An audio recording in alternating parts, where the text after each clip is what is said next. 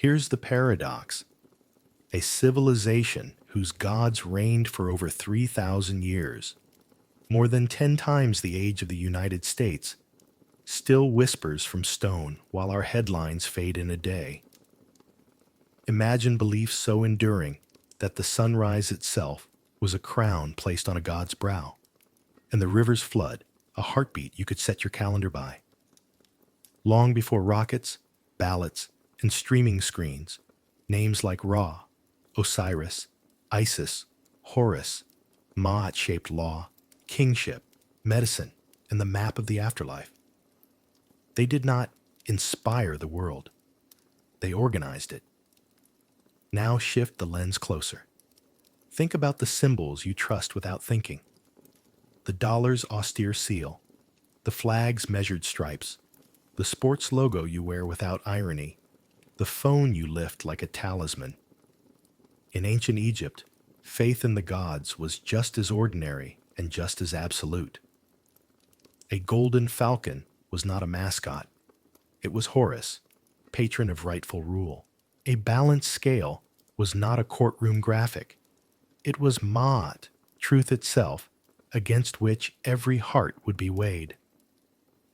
Where we hang portraits of presidents, they carved kings merging with gods.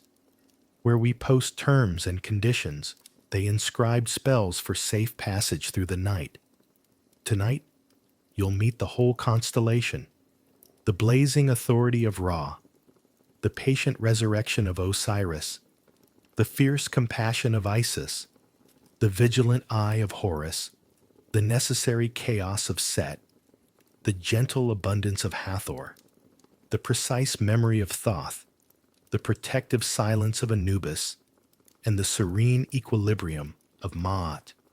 You'll hear how their stories stitched cities together, sanctioned power, softened grief, and taught people to live with dignity under a sky that could scorch or bless. And then quietly, we'll step into their world. Sand cools as the sun drops. The Nile exhales a damp sweetness. Papyrus rustles, and oars knock softly against wood. Temple pylons rise like cliffs, catching the last honeyed light. Incense threads the air. Resin, smoke, a hint of myrrh. Bronze doors breathe open. Sandals whisper over limestone. Somewhere a priest's sistrum flickers like distant rain. Above, the first stars gather. Between the desert's hush and the river's dark ribbon, the gods take their places, and the night, patient, luminous, begins. The light thins to amber as the Nile loosens its grip on the day. On the eastern bank at Thebes, the great columns of Karnak stand like a forest of stone, papyrus bundled into permanence, each drum casting a long, cool shadow on the paving slabs. Heat still breathes from the sandstone, but the first draft of evening drifts in off the water, carrying damp sweetness and a resinous ribbon of incense. Somewhere behind the pylons, a brazier smolders, kephi and myrrh, a curl of frankincense, a faint note like honey warming in a clay bowl. The smell folds into the river's own perfume. Mud, reed, a clean metallic hint as oars knock gently against a wooden hull. Sound gathers in small, distinct islands. A hand drum tricks its way along the temple's inner court. Soft palms on taut hide, a measured pattern that feels older than memory. Palm fronds answer with their own language, leaf against leaf, wind threading the narrow lanes of green. Far out over the darkening water, an ibis calls, a clipped, questioning cry that seems to search the bank for an echo. Closer to the pylons, linen whispers where it brushes stone, and a sistrum flickers once, its bronze tongue shivering like rain on a roof tile. Children's laughter surfaces from the village and disappears. A barge rope creaks against a mooring peg. A pair of sandals crosses the flagstones. Hush, hush, hush, until the sound becomes part of the courtyard itself. Touch is a quiet tutor here, The air is warm on the face and arms. The fingertips, laid against a column, find the stone's polished chill where generations of hands have traced the same carved lotus. Sand, fine as flour, collects along the edges of the paving and presses warm against the heel when you step aside to let a basket pass. The woven strap of a jar bites the shoulder just enough to remind the carrier of its weight. A priest's leopard skin mantle hangs heavy with the day's heat. The linen beneath is dry and clean, a small private coolness between cloth and skin. You can feel the scale of the place through your feet, each slab wide enough for memory to sit down upon. Light pares itself down to its essentials. The sun lowers behind the palms, and the last of it rinses the upper reliefs in a weak golden wash. Carved gods, falcon, jackal, cow, breathe in that failing brightness, and for an instant the chisels of long dead hands look fresh again. Then the color slides away. Torches prick to life in alcoves. Their smoke writes small, dark questions against the ceiling. In the hypostyle hall, shafts of shadow stand between the columns like water too still to be real. Outside, the Nile becomes blue ink, then black silk. The stars arrive one by one, settling into their inherited positions. The temple stirs without haste. A doorkeeper draws back a bolt, whose iron song has not changed for centuries. Two novices carry a basket of cones. Their steps match to the drum's pulse, their minds on the precise angle of their shoulders. In a side court, a woman crushes lotus petals in a small stone bowl. She lifts the paste to her nose, smiles, and sets it aside for a later rite. The wind turns, and the incense finds you again. Resin, smoke, sweet wine, something medicinal at the core. It fills the mouth slightly, as if you had tasted a word and decided to keep it. From the first pylon to the last court, the temple's geometry pulls the body forward, gates within gates, alignments within alignments, each threshold narrowing the world to a purpose. Above the central axis, the sky opens like a lid. The Milky Way hangs where it always hangs, a river answering a river. If you stand still long enough, the air seems to step down in temperature, half degree by half degree, and the night begins to carry sound farther. The distant thrum of field drums, the faint clink of copper on stone, the dull sigh of a crocodile rolling somewhere beyond sight as reeds tick against its back. This is the hour when stories remember their first telling. A priest recites a single line to test the echo in the sanctuary. The words return softened, satisfied. A scribe dampens a reed pen and leans over a strip of papyrus, the fibers faintly raised where a knife skimmed them smooth. He draws the first sign with care, the little arm, the loaf, each stroke the child of someone else's hand. Behind him, a relief of the king presents an offering to Amun-Ra. The paint is worn, but the posture remains exact, the same economy of body and gift. Across the river, lamps wink on in clusters, house, dock, house, until the west bank is a necklace of embers. The breeze crosses the water, picks up a thread of baking bread from a courtyard oven, brings it into the temple like a small promise. A cat edges along a wall, tail high, pauses, listens, slips away. In the open court, a pile of bronze mirrors catches torchlight and scatters it like coins thrown to the floor.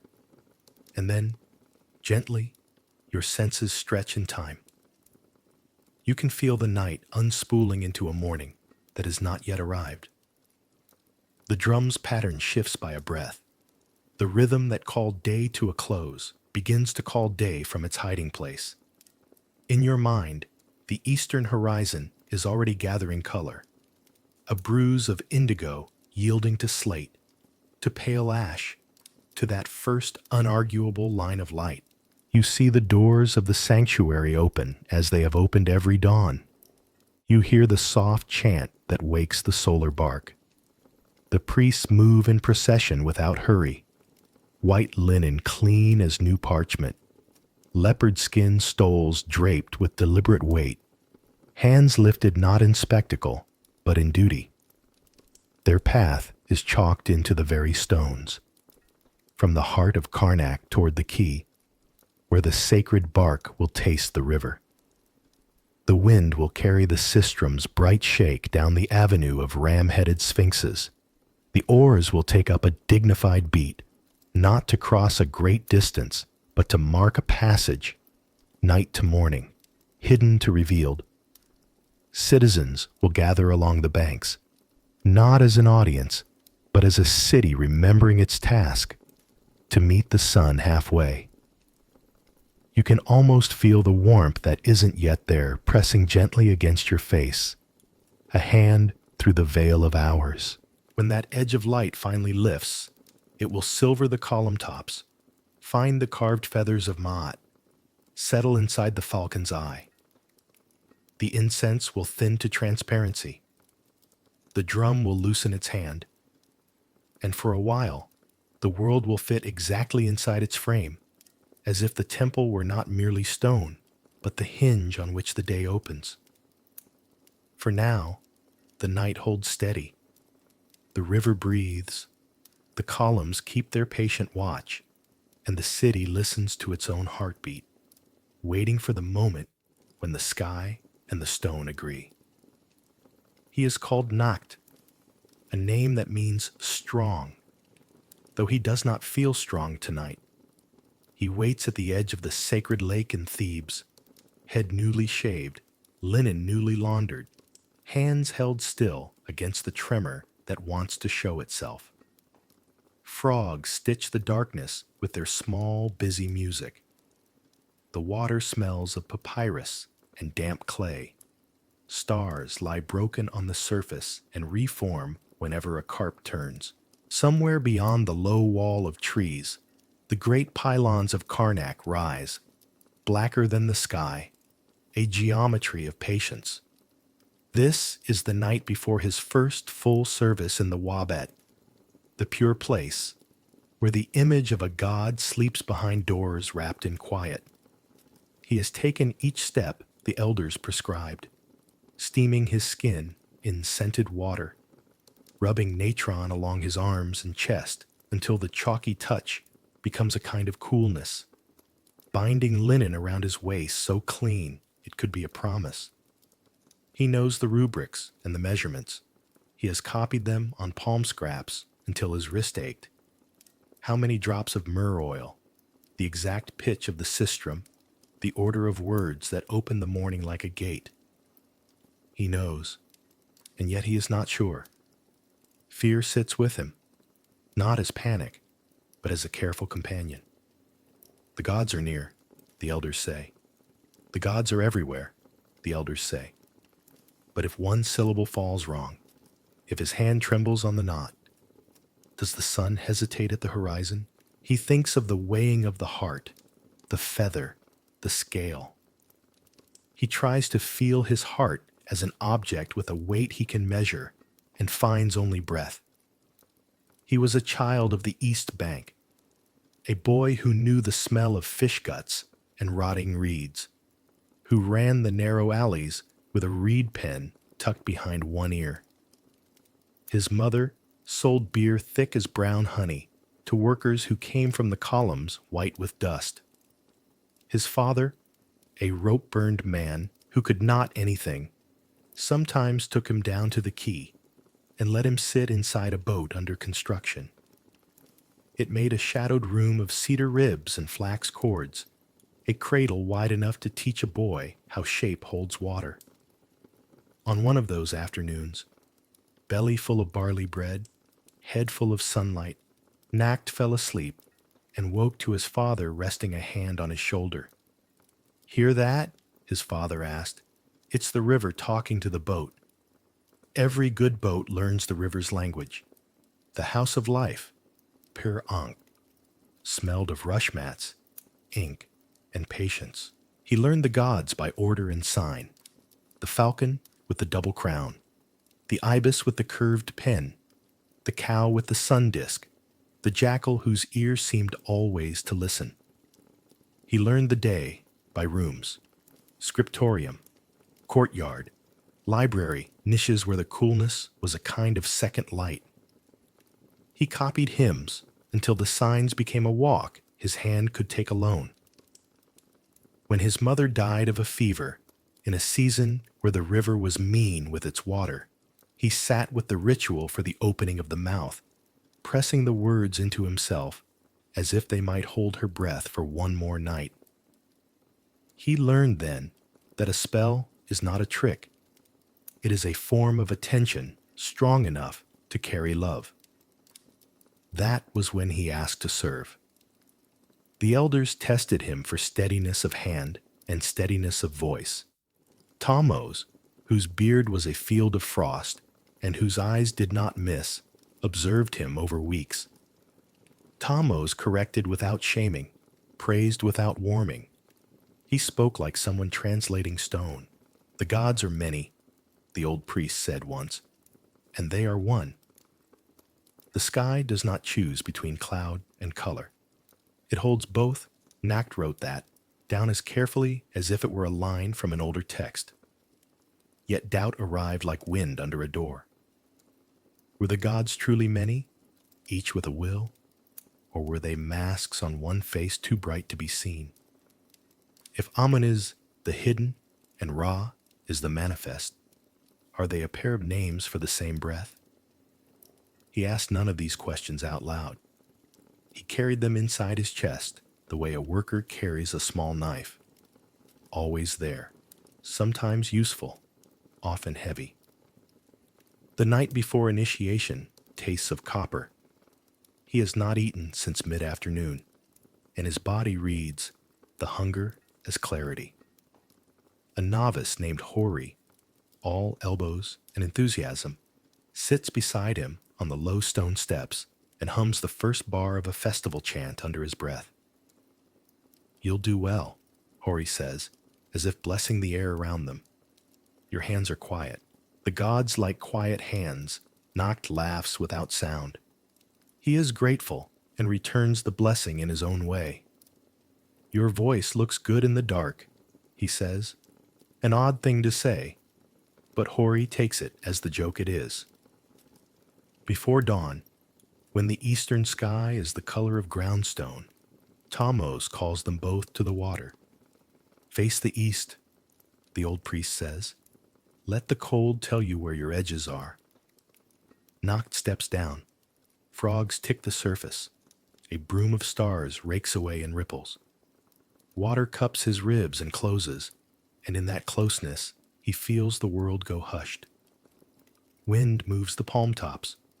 The first ibis unknots its neck, and on the far bank a lantern walks along the quay like a small, determined star. He is clean when he rises, not new, but aligned. In the Wabet, the air is different, cool and alert. It smells of stone that has never seen the sun. The wooden shrine sits on its dais like a thought the world keeps having.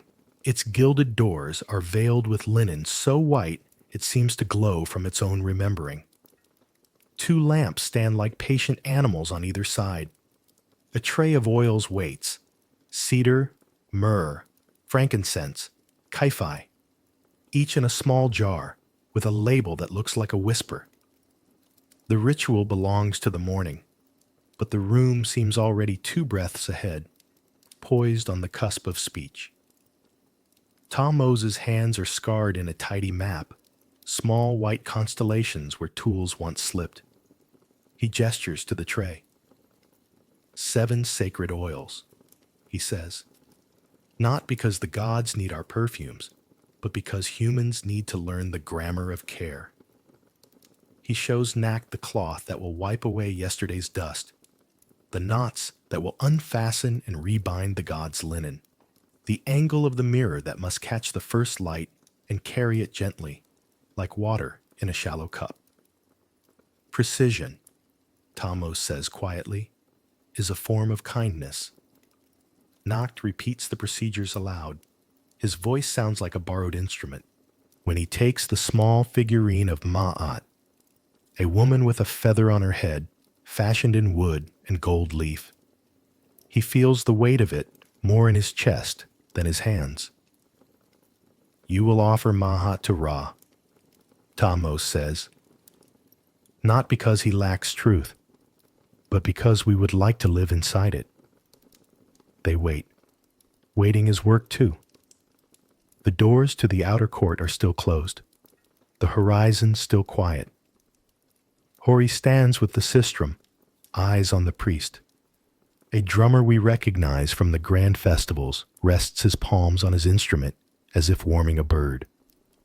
The cadres of temple workers arrange trays of bread and beer, slices of meat, bunches of green, the geometry of offerings clean and satisfying. Time places each object in its place and seems to nod.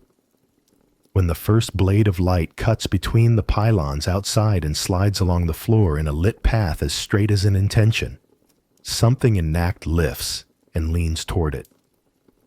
The world tilts toward day. The birds, which have been writing small letters in the dark, change their script. The drummer's palms find the skin. The bolt withdraws from the heavy door with an iron sigh, and the sanctuary breathes in. Thamos reaches for the veil. Hori's sistrum shivers once. The shrine doors open. The god's image is not large, not monstrous. It is a golden presence, a shape of power that looks like a man because humans need a face to read.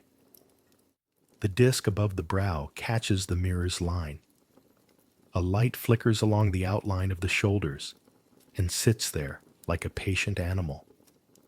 It is less like being dazzled and more like remembering a story exactly the moment the teller needs you to remember it. Nacht does not fall to his knees or cry out. He feels his breath settle into a rhythm that matches the drum and something else, something that might be the river's own pulse, reframed in wood and metal. He steps forward with Ma'at in his hands. The weight is precise. His arms acknowledge it without shaking. He holds the figurine before the god's image and speaks the words he has copied 100 times and never understood until now. Words that do not argue or plead, but align. The first is a greeting. The second is a small promise. The third is a weaving of the day to come into the day that was. He says them steady, each consonant crisp, each vowel a measured breath. Thamos' presence behind him is a stone wall. Hori's sistrum brightens, dims, brightens. When the words have gone where words go, Nacht lowers Ma'at and bows with his head to the level of his hands. The room has not changed, and all of it has. He understands, only for an instant, and imperfectly, that what people call Ra is not merely the disk they draw above a falcon head, but the lawfulness of light itself, the exactness with which morning finds the world again. The name is a handhold. The thing itself is the ladder and the height. Afterward, while he helps with the cloths and the oil, Thamos speaks in the tone he uses when something delicate must lay down on the ear without shattering. They will tell you tales, good ones. That Ra sails the solar bark across the 12 hours of night, that in the deepest hour he faces the great serpent who would swallow the world's course. We lend him our voices to make the bark light. We lend him our attention to steady its keel. All of this is true if you keep your eyes kind. But listen, the serpent is also forgetfulness. And forgetfulness is also a kind of sleep we choose when the world is too sharp. He ties a knot without looking at his hands. What you did just now, offering Ma'at, is a way of waking without fear. Nacht wants to ask the question that has been courting his tongue for weeks. He asks it without preface, because the quiet feels strong enough to hold a blunt edge.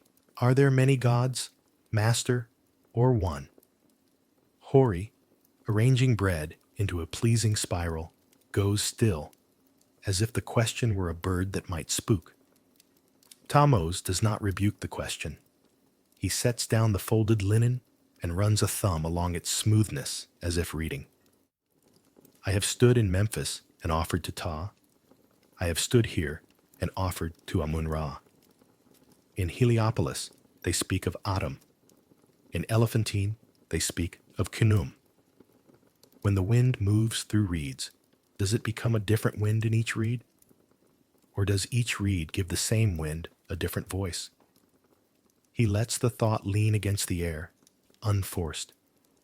To serve is to learn the voices. To live well is to hear the wind. He thinks of his mother, of the day her breath stopped, and how his father stood up from the mat as if a rope had pulled him. He thinks of the words that carried her to a place where judgment is not punishment, but clarity. He thinks of his heart, with its foolishnesses, the bread he stole as a boy and hid, then did not eat because the hiding tasted better. The lie he told Hori about having read a scroll he had only touched.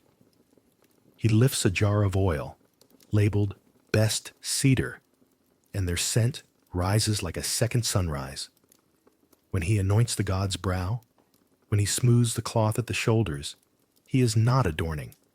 He is practicing care until it fits. By midday, the temple has its daytime shape. Petitioners in the outer court, officials with small frowns, children who cannot keep their feet still, workers with reed splinters in their thumbs, scribes so clean they look like walking sheets of papyrus. Nacht is given a small task.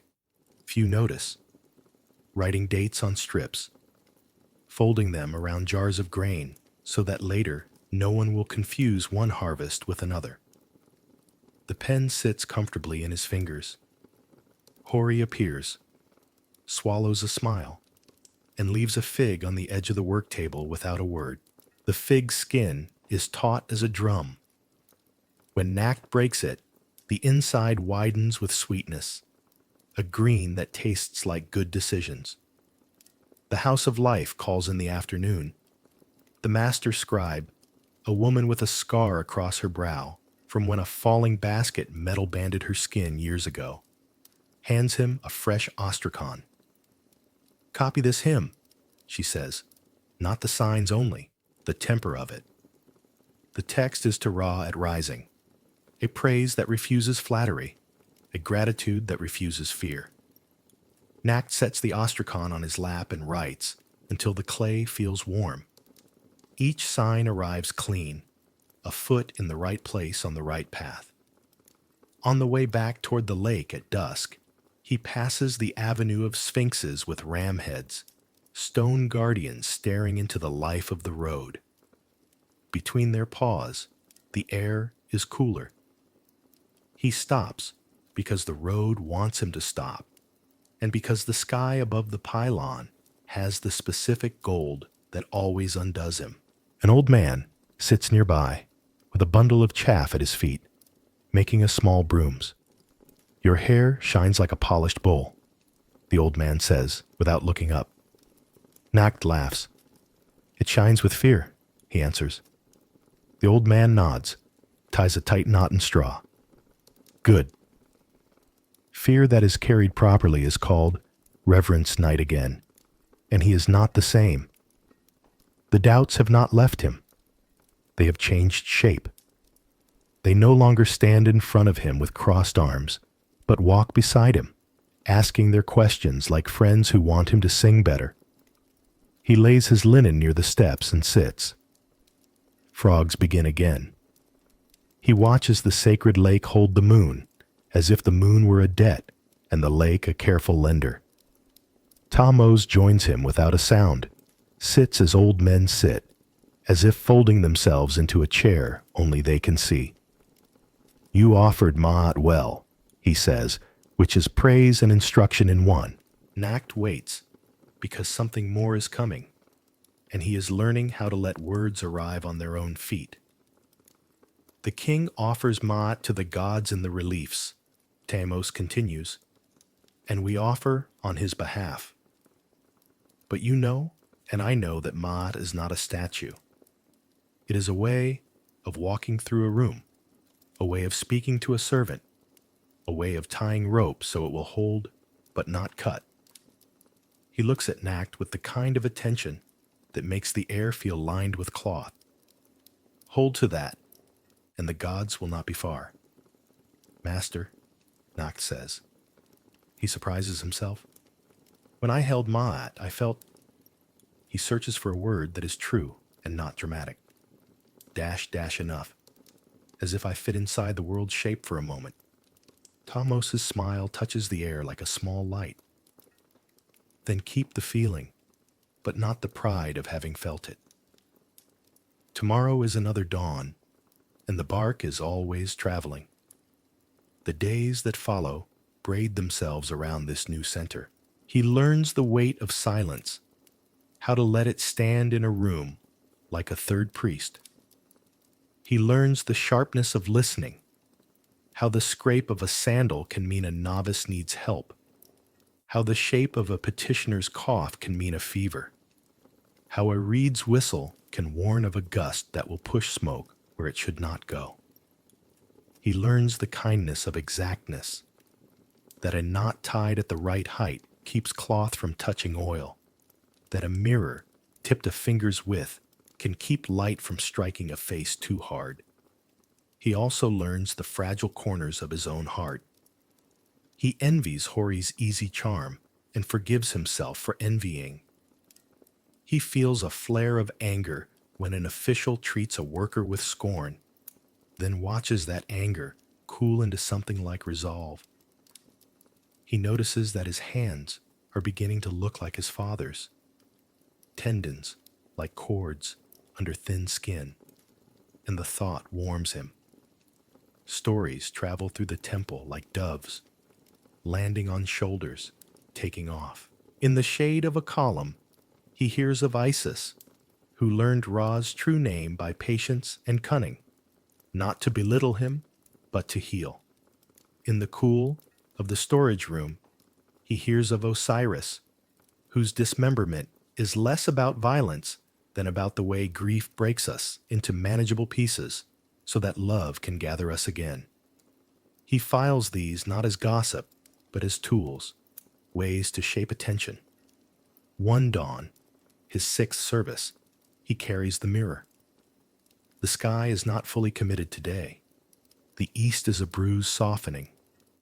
He stands where Tammuz showed him, maps the line of light across the outer court, across the floor, up the wall, into the shrine. His hand does not shake. The beam walks his palm and steps across the threshold like a living thing. It moves along the god's cheek and jaw, rests at the mouth as if waiting for a word. Without thinking, Nacht breathes in and out, and with the out-breath, his doubt loosens its belt and sits down. The god does not speak. The light does. It says nothing you can write. It says here.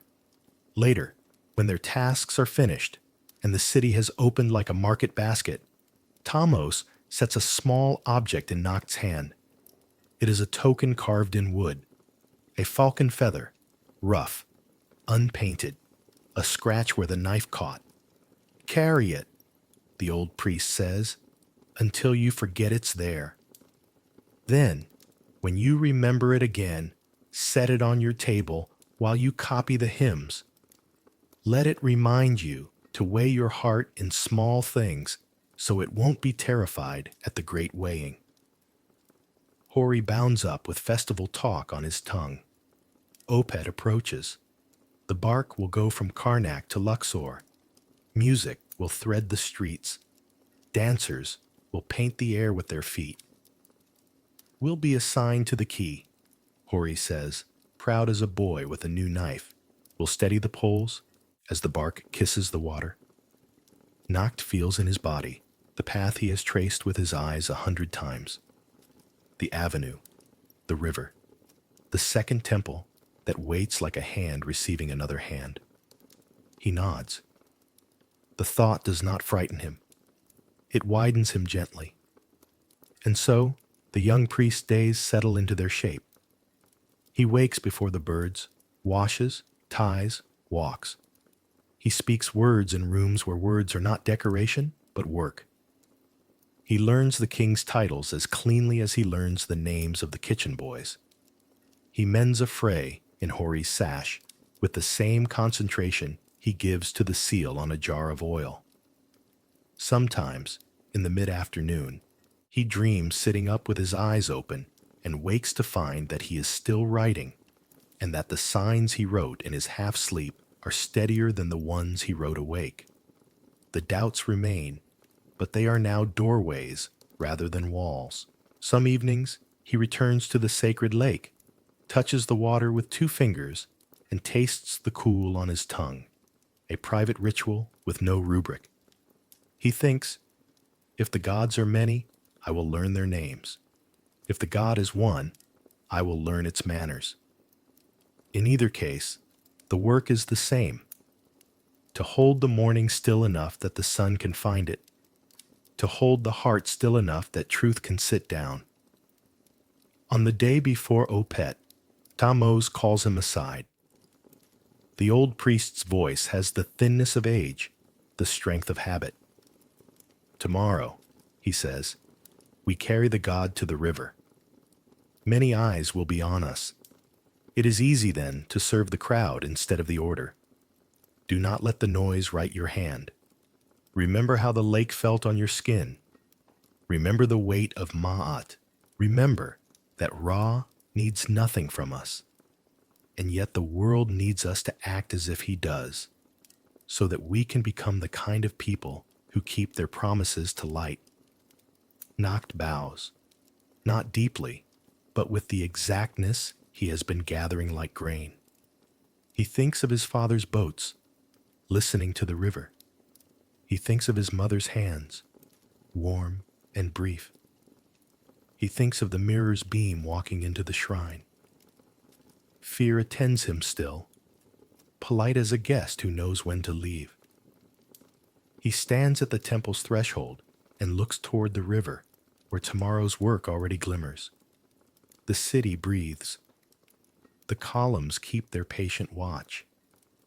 And somewhere inside him, the young priest's heart is not lighter than a feather, not yet, only truer to its own weight, which is the beginning of balance. By the time the sun climbs to its unarguable height, Thebes is a city arranged not by streets alone, but by gods. Markets open because the drums at the temple have already marked the hours. Barges cast off because the river has been greeted. Scribes uncap their ink because the first hymn has promised the day it will hold together.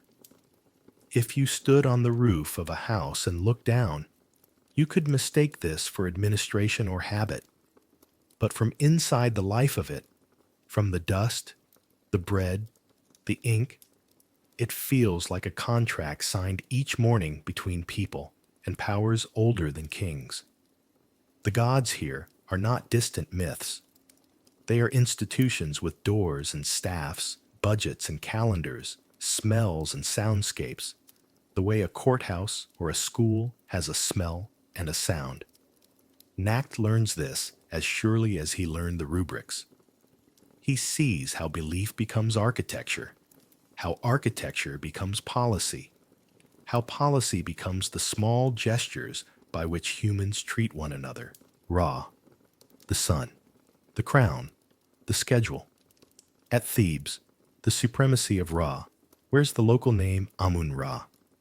But the work is the same. The city bends to the sun's order. Obelisks needle the sky not as trophies, but as petrified sunbeams, measuring daylight with their sharp shadows. The twin pylons of the great temple are shaped like the Akhet, the hieroglyph of the horizon, so that every procession passes through an architectural sunrise. Taxes feel the sun's authority. Harvest is counted after the inundation. Labor conscription is tied to the calendar of festivals, and even lawsuits are scheduled so that verdicts fall when heat is kinder to tempers. A minor official jokes that Ra invented punctuality, but he keeps a careful eye on the obelisk shadow crawling along the plaza. Bakers remove loaves when the light reaches the third paving stone. Barge masters time their departure to the slant that won't blind the oarsmen. The temple's chief timekeeper carries a palm rib shadow clock on days when clouds dare soften the air, and everyone breathes easier when daylight obeys itself. In politics, Ra's supremacy translates into the king's titles. The pharaoh is son of Ra, not as flattery, but as an oath. The crown pledges to mirror the sun's reliability. When the king sits at the window of appearances and drops necklaces to officers, he reenacts light spilling onto the earth. Policy speeches are braided with cosmology. A new canal becomes a vein for the sun's beneficence, a boundary stela, a beam fixed in stone. When the court decrees a tax relief after a thin flood, it is not framed as generosity alone, but as alignment with Ra's cycle, as if mercy were another kind of sunrise. For Nacht, the social muscle of Ra is clearest each dawn in the sanctuary. The mirror angled, the beam walking across wood and gold. The city outside, waiting without impatience. Yet he also sees it in the grain ledgers, columns of numbers marching like little suns down papyrus, because a society that promises morning must store enough bread to believe itself tomorrow. Osiris, Isis, Horus, family as constitution, death as continuity. Where Ra orders the day, Osiris orders the meaning of endings. He is the king who dies and rises, the green of flood fields after silt settles. Isis, his wife and genius of devotion, is the unfailing artisan of repair. Horus, their son, is the right to rule made feather and eye. As myth, their story is tender and fierce. As institution, it is a constitution. In court, the Osirian drama becomes law. A property dispute between two brothers is argued before the local council. The plaintiff, a weaver with dust in the cracks of his hands, claims an elder brother withheld their father's loom. The elder brother, tight-shouldered, argues the loom is his by seniority. The judge, a priest of modest rank with a habit of working a reed chip between his fingers, leans forward. Whose memory holds the father's wish? He asks, invoking Osiris not as oracle, but as precedent. The dead have voice. A scribe recites a deposition taken at the funeral feast. Witnesses recall the father's words. The decision follows the Isis principle: repair what is broken with the least tearing. The loom is shared by a schedule written on papyrus and sealed with a small smear of clay pressed by the judge's ring. An icon of Horus is chalked on the clay. Kingship as fair succession at a household scale. Funerary practice, too, is social policy. When a neighbor dies, the street organizes itself the way a village organizes a harvest. Women who know songs of comfort take their places. Men who can lift gently offer their steadiness. The embalmers, priests of Anubis, open the house of purification. But Osiris governs the tone. Death here is not a private panic, but a public choreography of dignity. The deceased is the Osiris of, followed by his name, a phrase that folds a person into a story older than his own. Offerings at the tomb are rations for the continuation of reciprocity. Bread and beer to keep a relationship alive. Even poor graves, marked only by a jar with a scratched sign, participate in this larger economy of remembrance. The state benefits. A people who believe that life continues with rules is a people who believes rules matter while breathing. Isis quiets the city's daily aches. At a small household shrine, someone has wedged a broken figurine upright with a pebble. A woman places a strand of hair there before childbirth, trusting Isis to be both surgeon and sister. Midwives wear Isis amulets. Sailors press Isis seals into bitumen so the river will treat the hull kindly. In disputes between husband and wife, the council invokes Isis's patience as expectation, an obligation to repair before you break. And Horus? The falcon flies above administrative talk. The phrase Eye of Horus lives on fractions that tally bread measures and on painted eyes on grain silos to remind rats and men alike that guardianship is watching. The emblem is also carved into the tips of plows and on the handles of door bolts. Children learn to trace it before they can write their names. In a world with limited locks, symbols protect. Set, the frontier, risk, and the hard bargain with chaos. Set is the desert and its teeth, the hot wind that erases tracks, the sudden storm that tosses a barge in a fit of foam. But Set is also soldier's patron and the god of the necessary fight, the courage to patrol border roads, to negotiate with rough men at the oasis, to say no when yes would be a quicker peace. When a sand-laden wind pushes across Thebes, shutters thud, laundry comes down, and speech turns to chunks. Mothers curse, set under their breath, and then, because nothing is simple here, some of them offer a little barley at a doorstep shrine. The wisdom is not banish chaos, it is bargain with it. Even administration borrows Set's logic. The granary maintains a buffer against bad years, not because they expect kindness, but because risk is real. When patrols leave for the Red Land, ox hides are counted, water skins double-checked, and a set standard carried, not above the standard of raw, but beside it, like a reality check pinned to a map. Politics remembers Set's ambiguity. There are periods when his cult has pride of place, and others when he's exiled to the margins. Wise governors respect the pendulum. Their decrees separate disruption that protects order from disruption that feeds on itself. A scribe's marginal note on a directive, let Set stand at the gate but not in the storehouse, becomes office humor and policy in one line. Nacht feels Set most on the quay at night, when boats creak and the river looks like polished obsidian and a distant flash bites the horizon. He does not worship the flash.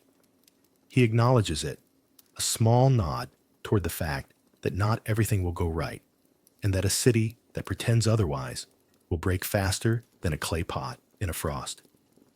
Hathor, music, tenderness, and the economy of joy. Where Set is the cost of living, Hathor is its profit. She is sweetness without stupidity, delight without waste. Music, milk, perfume, fertility, the right to enjoy a world that too often demands only effort. Her precincts are bright with sistrums and polished mirrors. Her cow horns cradle the sun disk like a promise that pleasure can hold power without spilling it. Hathor's institution is visible not only in festivals, but in workplaces. At the needlework hall, women and men weave linen so fine a breeze can talk through it. Hathor's capstone sits over the door, and wages include a measured allotment of oil so skin won't crack under desert air. Midwives keep records, small ostraca with names and birth signs, under Hathor's gaze. Miners returning from Sinai bring turquoise and gratitude. They leave tablets saying the Lady of the Turquoise gave them luck and safe tunnels. In policy terms, Hathor governs the city's mental health. The festival, once a year, when the precinct allows joy in appropriate measure, is not an excuse. It is maintenance. The brewery ups its output. Musicians tune strings until they hum beneath the fingers. Dancers paint their feet with henna in quiet concentration. And even magistrates loosen their belts a hole. The celebration reenacts a myth of Hathor's dangerous anger turned to gentleness. But for bakers and barge pullers alike, it enacts something simpler: permission to be whole. The state benefits again. People whose delight has a sanctioned place are less likely to seek it in ways that tear the social fabric. Thoth, writing, reckoning, and the clinic of clear thinking. The house of life smells of ink and reed and a little vinegar. Thoth presides here, the ibis-headed scribe of the gods, the moon that measures months, and the cleverness that bridges gaps. If Hathor keeps the soul supple, Thoth keeps the mind straight. A clerk, hair oiled, linen immaculate, checks temple accounts with a pebble calculus on a board scratched into squares. A physician consults a papyrus of remedies, not charms alone, but lists of symptoms and outcomes. If the wound is cool and the pulse steady, wait, it says in a clipped hand. If heat rises like a bad argument, cleanse and bind. A magician scribe mixes spells with recipes, because in this city, magic is a way of refusing despair, and medicine is a way of refusing ignorance. They live next door and borrow each other's cups. Thoth also runs the schools. Girls and boys with clever hands copy signs until their wrists complain and their minds learn to hold attention like water in a jar. They recite legal cases to practice fairness. They copy hymns to practice humility. Once, Nacht watches a class write the same proverb 19 times. Do not move the landmark in the field. It is both a moral and a surveying rule. Thoth likes his virtue measurable. In governance, Thoth's fingerprint is clear wherever numbers and names decide how much a man eats. Wages are calculated in standard loaves and jugs of beer. A steady scribal hand ensures the crews digging a canal do not go hungry on promises. When the temple lends grain to farmers against next year's harvest, contracts are filed under the ibis's eye. Thoth's institution is memory that can be retrieved on a shelf. Ma'at, truth as infrastructure. If Ra is the schedule and Thoth the record, Ma'at is the frame that makes the picture true. She is justice, balance, rightness, not as a sentiment, but as a technology for living together. In statues, she is a slim woman with a feather on her head. In practice, she is everywhere a straight line is kept straight. Judges wear a small Ma'at feather at the neck, not as jewelry, but as a promise to weigh without pressing a thumb. Scales at the market are checked each week. The inspector carries a stone standard and a cool stare. Weigh with the feather in mind, he says to the butcher, and the butcher nods, because cheating is not just a crime against a neighbor, it is an insult to gravity itself. Architects consult Ma'at when they align pylons to the horizon. Surveyors invoke her when they mark canal banks, so water doesn't eat land unfairly. Ma'at also governs speech. Oaths are sworn as Ma'at endures. Children are taught that a lie isn't merely wrong, it is brittle. It cannot bear weight. In a city that promises dawn, brittle structures are dangerous. Roofs fall, bridges fail, trust breaks underfoot.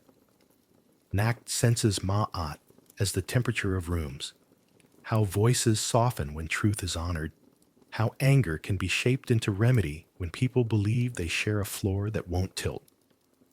In policy moments, the pharaoh is depicted offering Ma'at to the gods, carved reliefs of a tiny figure placed in divine hands, because the state itself claims to be a servant of the balance. The metaphor lands in ledgers. Late payments to temple workers are corrected not as charity, but as Mayat restored. The metaphor lands in homes. A father apologizes to a daughter, and, in doing so, raises more stability than a new wall. Anubis, dignity in transition. When someone dies, Anubis steps forward, jackal-headed, black as fertile soil, a patron of thresholds. His priests run the most careful institution in the city. Behind their doors, there is no clatter, only the soft insistence of clean water and clean cloth. The body is washed as if it were a guest after a long journey. Resins and oils are applied with tender economy. Linens are measured in silence that honors both grief and craft. The room smells of natron, a salt coolness, and of cedar, and of a sweetness that clings to the nose and says, "Do this well." Anubis is not terror here. He is procedure that protects love from panic. Fees are scaled so poor families are not humiliated. The Embalmers Guild trains apprentices to bind with even tension, no wrinkles, no sags, because dignity is a right that does not vanish at the city gate. Anubis's sign appears on documents transferring tools and land to heirs. The living need clarity when hands change. In a larger politics, Anubis keeps violence out of spectacle. Executions are rare. Most sentences are fines, labor, or public shaming in proportions meant to fix, not to feed crowds. The idea that death belongs to order rather than frenzy shapes how soldiers act after battle and how neighbors act after arguments. A city that treats the dead with care tends to treat the living with restraint. How belief builds walls and habit. All these gods write themselves into the stone of Thebes. Columns swell like papyrus bundles because the marsh is the world's beginning. Ceilings are painted with stars because truth must look up sometimes. Floors incline toward sanctuaries because the city's heart is slightly raised. Obelisks stand where the king wants sunlight to keep time. Sphinx-lined avenues point the body toward meaningful destinations. Even the humblest mud brick house borrows the grammar. A threshold stone that invites a pause. A rooftop corner facing a certain way to honor the breeze's provenance. A niche for a small statue where bread can sit until its steam stops talking. Economically, the gods run granaries and workshops. Temples aren't only places to sing. They are banks, kitchens, factories. Fields attached to their estates are planted and harvested by crews, paid in bread and beer and oil. Surplus flows into storehouses whose walls remember flood heights. In a low year, the temple loans in grain, not for interest alone, but for the prestige of being the city's stomach. Blacksmiths hammer copper for ritual tools. Carpenters carve barks and doors that swing true.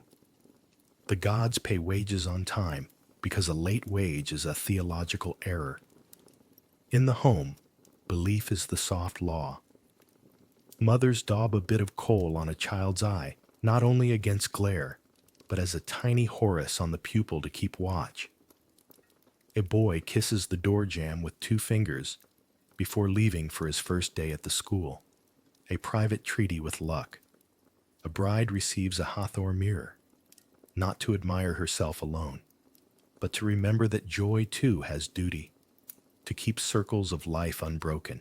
When the Opet festival arrives, when Amun-Ra travels from Karnak to Luxor and back, the whole city becomes a procession of its own institutions.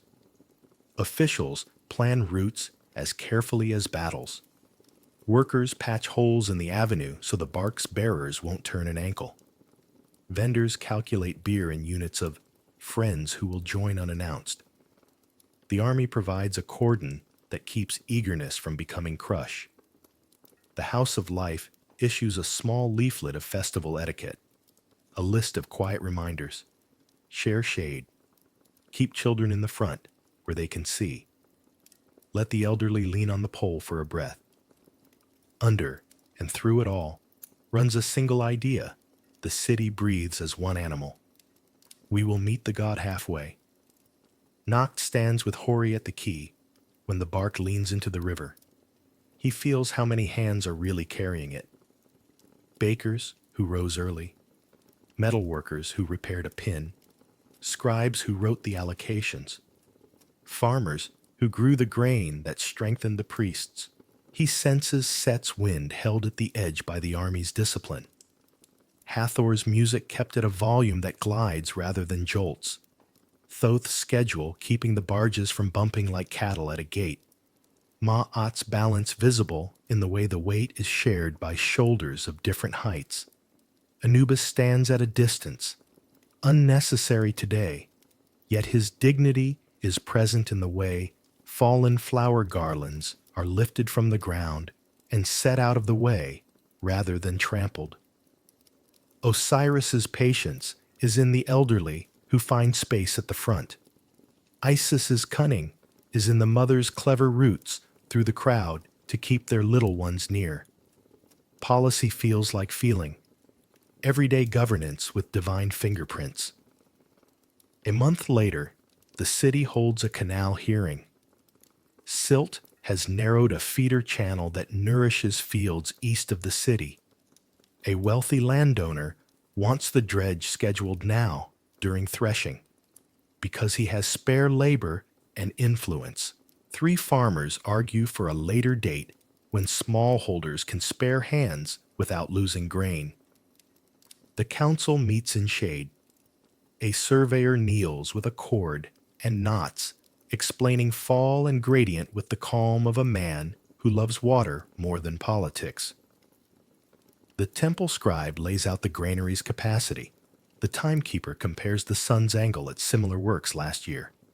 The presiding official cites Ma'at, balance of needs, Thoth, evidence, Ra, schedule, Hathor, minimize hardship, Set, account for risk if late floods surprise, Osiris, remember the dead man's promise. There is a stela stating the canal must remain free for the fields his father endowed to the temple. The decision is crafted like a weaving. Partial dredge now where silt is worst. Full dredge after harvest. Rations for laborers from temple stores, with the landowner providing carts. Penalties for anyone who diverts water in the interim. The gods did not descend to settle the case, but their names were the languages in which humans could be wise together. And then there are the smallest policies, where belief is a shape in the hand. On inspection days, the market's weights are hung on a rack for recalibration. The inspector taps each with a listening finger. A boy from a butcher's stall, skinny, shy, hair in the side lock of youth, watches Noct watch the inspector. My mother says Ma'at lives in the scale, the boy murmurs. Noct nods and shows him his wooden feather token. The boy holds his breath as if the air just learned a new word. The city as a listening instrument. By now, Noct can hear which god a place is tuned to. The granary hums in Thoth's key. Orderly, slightly nasal, a smudge of dust turning numbers visible in the air. The brewery sings Hathor's low song, warm and round, a promise in barley foam. The garrison at the southern gate clicks and sets rhythm. Boots, spear shafts, the watchman's 2 short steps, and 1 long as he paces the platform. The court's breath a Ma'at cadence. Questions laid side by side like measuring rods. Silences placed carefully, so truth has room to sit down. The sanctuary at dawn is bright with Ra's clarity. The necropolis at dusk is quiet with Anubis's professional kindness. The household shrine at mealtime is a pocket of Isis, the scrape of a bowl, and a mother's eyes watching her child chew.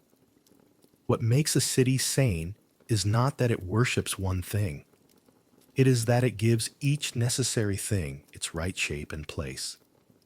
In Thebes, the gods have become the grammar by which the city agrees on the obvious and negotiates the difficult. Even unbelievers, if there are any, live inside the benefits of that grammar. Bridges that don't fall, courts that don't improvise, feasts that hold grief and joy in the same bowl without spilling either. On a night when the moon is thin and the river very black, Nacht walks home along the avenue of ram-headed sphinxes. Sand whispers under his sandals. The city is tired in the way good work makes a body tired. He thinks of Ra's beam, of Isis's patient hands, of Horus's reliable eye, of Set standing where danger should stand, at the edge, acknowledged but not indulged, of Hathor's laugh echoing in a courtyard at noon, of Thoth's crisp pen strokes that look like boats when you tilt your head, of Maat's feather light enough to lift a heart, of Anubis's quiet rooms that teach the living to keep their promises. Politics, architecture, daily bread. In Thebes, they are all ways of telling the same story without shouting. And because everyone knows the lines, no one has to force the ending. The bark will find the river will find the sea. The sun will learn the east again. And tomorrow, without spectacle, a baker will adjust his scale until it kisses truth. A judge will move a case to the cooler hour. A mason will align a cornerstone with a patience that makes stone kinder to feet. The gods will not applaud. They will endure, like the institutions they taught people to build, and the city will endure with them. By torchlight, the reliefs read like a city's diary kept for centuries. You can follow it with your finger. The names of kings, the shapes of crowns, the gestures of offering, the way a god's face is carved a touch fuller in one reign and leaner in the next. Belief in Egypt does not stand still. It adapts, merges, reasserts. What lasts is the grammar. Sunrise, balance, right rule, even as the sentences change. From many voices to one bright name, and back again. At the beginning, the gods are local and practical. A town on a bend of the Nile trusts a ram-headed maker of clay on a potter's wheel, Khnum, because water and mud make their world.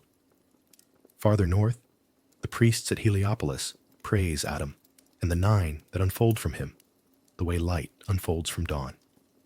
In Memphis, artisans consecrate the creative word of Thoth, thought and speech, as tools that build reality. Egypt is a long country. Its theology is a map. As power consolidates, so do the gods. The sun cult of Ra swells until kings call themselves his sons. Pyramids lean toward the western horizon like permanent verbs, to endure. The image of a king offering Ma'at appears and repeats, a tiny figure of truth placed in godly hands. The message as clear as arithmetic. Rule is valid only if it balances. The Old Kingdom's pyramid texts murmur from stone about the king joining the circumpolar stars. Ordinary people watch the rituals from a respectful distance and take comfort in a cosmos that seems to know their names, even if it speaks them rarely. In the Middle Kingdom, something gentle and radical happens. Osiris rises from a royal myth to a people's hope. What belonged to kings alone, the promise of safe passage, extends to those who can live rightly and who can afford a proper burial. Coffin texts copy the old spells into wood for non-royal bodies. The afterlife becomes a landscape anyone may walk, provided their heart can meet a feather without shame. The democratization of eternity changes how the living behave. Law courts feel the weight of Ma'at more personally, when any heart may be weighed. Then Thebes ascends. Amun, the hidden one, folds himself into Ra's daily blaze and becomes Amun-Ra, mystery married to schedule. The new kingdom builds avenues of sphinxes, pylons shaped like horizons, obelisks that tack noon to stone. Festivals spill sunlight into streets. The Apet procession moves the god's presence along the river like a pulse you can see. Wealth pours into sanctuaries. Priesthoods learn to manage estates the way generals manage armies. The gods are not only adored, they are administered. Into this many-voiced order strides a Shak with a human name, Akhenaten. Born Amenhotep, a king raised in Thebes, chooses to adore one brilliance above all others, the sun's disk, the Aten. He builds a new city between cliffs that look like a giant hieroglyph for horizon, names it Akhet-Aten, and rewrites the grammar of piety. In reliefs the Aten's rays end in little hands that give breath directly to king and queen. The old temples are sidelined. Their estates are trimmed. Gods with faces are called mistakes of the anxious past. Art softens, elongates. Bellies and heads take on a tenderness that looks like truth-telling, or like a style designed to break old habits. Was this monotheism? A fierce henotheism? A royal centralization disguised as purity? Egyptologists will argue forever. From inside the story, it feels like standing under a noon that refuses to admit morning or evening. For a while, the Aten is everything. Hymns praise, light not as a god among gods, but as the god, self-sufficient, pouring life across the world without needing statues or myths. The old priesthoods, keepers of grain and calendars as well as rituals, lose their leverage. Ordinary people lose familiar doors into the sacred. And then, quickly by Egyptian standards, the bright experiment falters. After Akhenaten's death, the court steps back toward the many. The boy king changes his name from Tutankhaten to Tutankhamun. The temples reopen. Old images are restored. Old fractures mended. You can still see the chisel marks where the Aten's name was removed from stone and the older names carved back in, as if a clerk were erasing and rewriting a ledger with a better pen. It is not simply a return to comfort. It is a recognition that Egypt's strength lies in letting one light wear many faces. Amun's hiddenness, Ra's blaze, Osiris's green patience, Hathor's bright milk, Thoth's disciplined moon, so that every place and every task has a shape that fits a human hand. Over later centuries, the pendulum will swing more subtly. The priests of Thebes grow rich enough to rival kings. A high priest of Amun effectively rules Upper Egypt for a time, proving that theology is also taxation. Foreign powers arrive: the Libyans, the Kushites, Assyrians, Persians, each king learning to speak Egypt's sacred language to make his rule sound like sunrise. When Greek-speaking rulers build their capital at Alexandria, they do something ingenious. They invent a new god, Serapis, stitched from Greek and Egyptian parts so that two cultures can recognize themselves in one face. Meanwhile, Isis travels far beyond the Nile, crossing seas, speaking a tenderness every port understands. Under Rome, she will be honored in cities whose winters would shock a Theban cat. And after the old gods finally step back, under the hush of new monotheisms, the grammar survives. Christians write crosses on lintels where Wedjot eyes once watched. Judges wear the scale in their minds. Architects orient churches with the same love of East and West that once aligned pylons. Even silence keeps its old job. There are still rooms where you lower your voice because a memory is in charge. What the gods wrote into law, crown, and art. In Egypt, Theology is not decoration atop power. It is the scaffolding. Ma'at is not a slogan. It is a working standard that tunes courts, taxes, measurements. Judges wear little Ma'at pendants to remind them that a verdict is a kind of construction. It must bear the weight of consequences for years. Oaths bind as Ma'at endures, not as I feel, because feeling would make bridges wobble. Weights and measures are inspected as acts of piety. The shopkeeper who cheats spoils more than a sale. He chips at the city's balance. Kingship, too, is a ritual of accountability. Reliefs of the pharaoh offering Ma'at declare a theory of sovereignty. The crown pledges to deliver order, not just conquest, in exchange for obedience.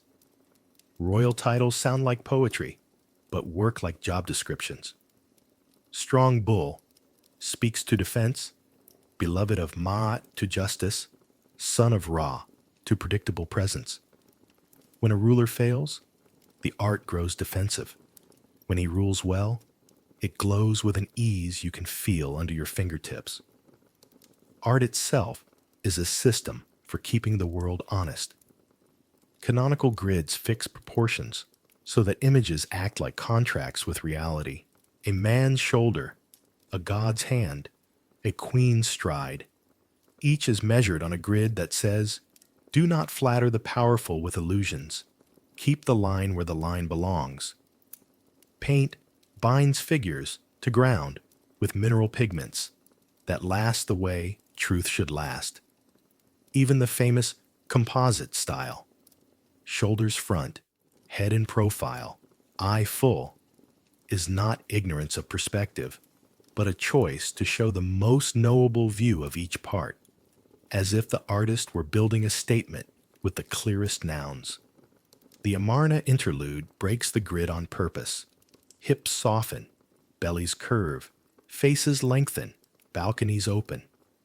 And you can read in those changes a breathtaking attempt to reimagine power as household intimacy under the Aten's direct light. Politics lives in how you carve an ankle. When the experiment ends, the grid returns not as repression, but as a community's decision to trust its tested tools. Even small crafts teach law. The goldsmith's rule, hammer evenly, keep the circle true, recites Ma'at. The quarry master's string that tracks the plumb repeats the promise that walls will not lean because someone was rushed or proud. In a country where stone can outlive names, art is an ethical storage device. Long shadows, what survives around us centuries, collapse easily in the dark. And it can be tempting to draw straight lines where history drew braids. But certain Egyptian habits are hard to miss in modern rooms. Look first at justice. A blindfolded woman holding scales stands outside courthouses across the United States. Her name is Roman, Justitia, and behind her stands the Greek dike. Egypt adds an older layer, Ma'at's feather, and the balanced scale of the weighing of the heart. No one claims a single, pure origin. Symbols travel like merchants, picking up names and uses. But the very idea that fairness can be pictured as balance, that truth has a weight and must be measured without a thumb on the beam, has one of its strongest and earliest visual homes along the Nile. The echo matters. When a judge says, "On the balance of evidence," the metaphor lives. Open a dollar bill. The great seal on the back shows a pyramid, unfinished, and an eye within a triangle above it. The Eye of Providence is a Christian and Enlightenment emblem, not transplanted directly from Egyptian walls, but its visual rhyme with the vigilant Eye of Horus is hard to unsee. The idea that there is a gaze that watches for order, that sees fraud and courage alike. The pyramid itself stands for durability and labor across generations. The designers chose it to evoke antiquity and endurance. When Americans talk about building toward a more perfect union, course by course, step by step. That pyramid, and I form a little, daily sermon on the unfinished work of order. Modern superheroes wear old archetypes in new suits. The rightful king defending his people with clear eyes and a hawk's decisiveness. There is Horus behind the mask, the brilliant scribe magician who combines knowledge and spell, rule, and improvisation. Thoth nods from the wings. The compassionate mother warrior who heals and protects with resourceful love. Isis stands in the shadow of many heroines. The honest trickster who tests boundaries. The uncomfortable truth that Set sometimes holds the line against worse chaos appears whenever a story admits that not all force is villainy. No single cape owes Egypt a royalty. Myth trades in patterns, not patents. But the patterns are familiar because Egyptians carved them with persistence. Architecture keeps the conversation going. Cities raise obelisks in places where civic memory wants a spine. Paris, London, New York, Washington. Some are genuine survivors. Some are later echoes in stone. We walk past them with coffee cups and think needle, not sunbeam. Yet they do what they always did. Stitch sky to street, fix the day to a place. Museums and courthouses arrange long processional approaches that teach the body to slow down. We still love colonnades for the way they make light intelligible. Even our calendars feel Egyptian. The habit of anchoring human life to repeating measurable cycles, counting months by moons, years by solar return, guiding work by predictable patterns, belongs to many civilizations. Egypt's contribution is the calm conviction that a society should promise sunrise, that it should behave as if mornings were a public good. Offices start at an agreed hour. Trains thread the land on timetables. Payroll arrives when ledgers say it will. We call it modernity. To Nacht and his teachers, it would look like Ra doing his job and people doing theirs. And here is a quieter survival that lives in the mouth more than the eye. The moral tone of sentences that begin, let it be in balance, or that's not in order, or we should set this right. Even arguments online, chaotic as Set's weather, often end with claims to Ma'at. Someone invokes evidence, someone demands consistency, someone asks for a standard.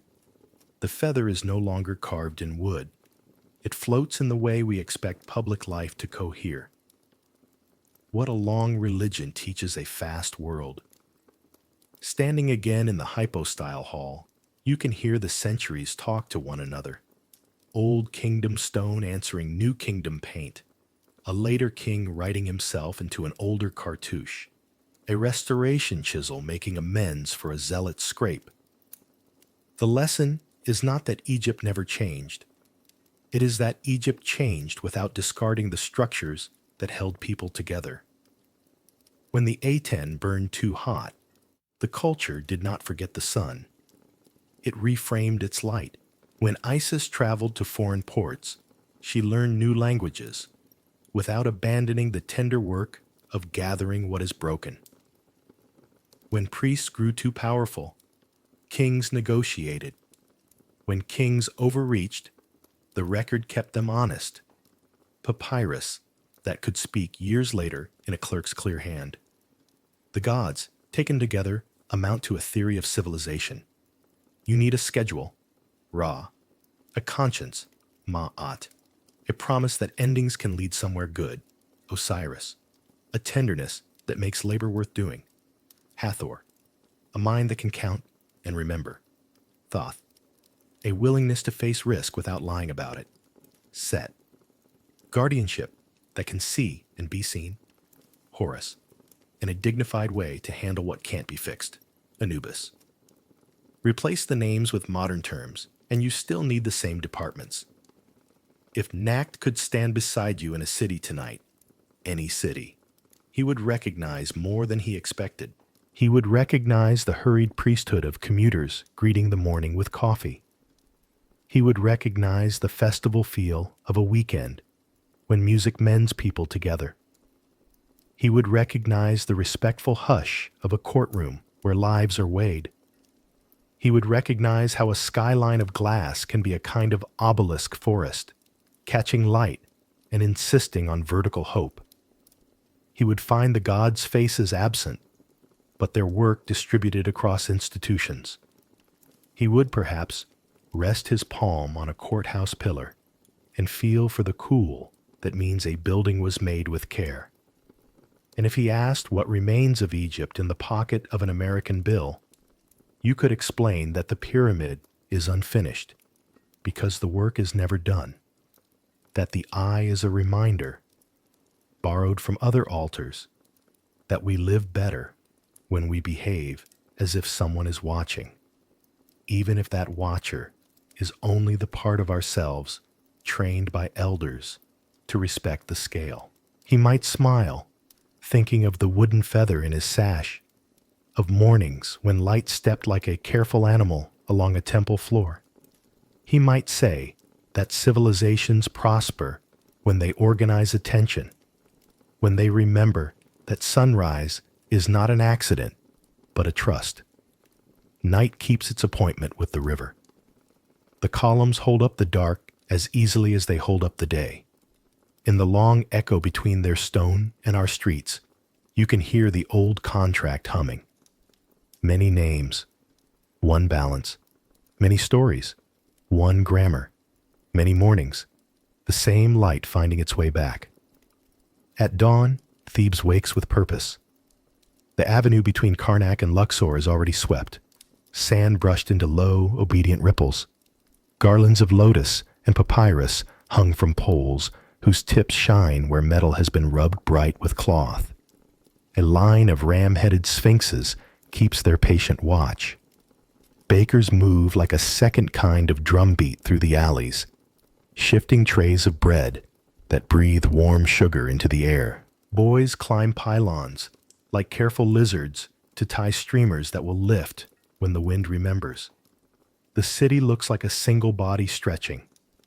Hips of fields, spine of river, ribs of colonnades, preparing itself to walk.